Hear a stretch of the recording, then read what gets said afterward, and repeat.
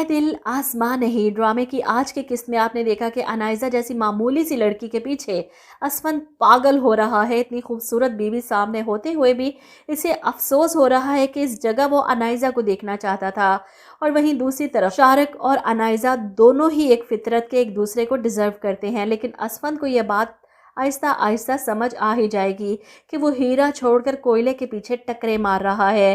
بہرحال اس کی ان حرکتوں پر مرہا کو کافی غصہ آتا ہے کہ اس سب میں میرا کیا قصور ہے؟ یقین آپ نے مجھ پر نہیں کیا اور الزام بھی آپ مجھے دے رہے ہیں، اور اب آپ کہہ رہے ہیں کہ آپ اس شادی کو ختم کر دیں گے۔ تماشا ہے کیا؟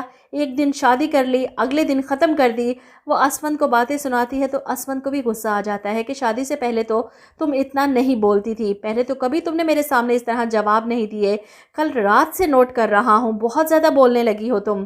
اس کی بات سن کر مرہا طنزیہ مسکراتی ہے کہ شاید آپ نے پہلی بار نوٹ کیا ہے، ورنہ میں تو ہمیشہ سے ایسی ہی تھی۔ شادی کے پہلے ہی دن دونوں کی تو میں شروع ہو جاتی ہے اور غصے میں اسفند آفس جانے کے لیے تیار ہوتا ہے۔ مرہا کے روکنے کے باوجود بھی وہ غصے میں وہاں سے نکل جاتا ہے۔ وہیں مرہا کے والد اپنی بیٹی کے لیے ناشتہ لے کر آتے ہیں، کیونکہ شیریں بیگم نے تو خود کو اس قابل چھوڑا ہی نہیں کہ بہروز صاحب کو اب ان پر بھروسہ ہو۔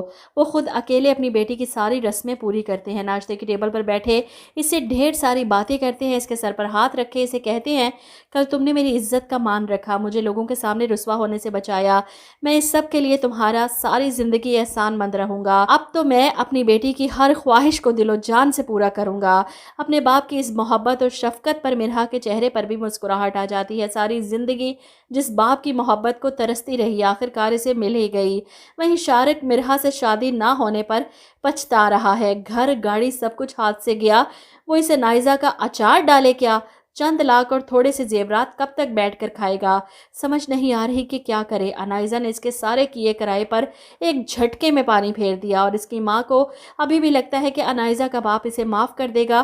شارق کو غصہ آ جاتا ہے، میرا دماغ آؤٹ ہوا ہے آج کل، پھر مجھے مت کہنا اگر میں نے اسے کچھ سنا دیا۔ اس پر ماں کہتی ہے کہ بیٹا آہستہ نہ کر غصہ، اس نے سن لیا تو برا منا جائے گی، اب اسی لڑکی پر گزارا کرنا پڑے گا تجھے۔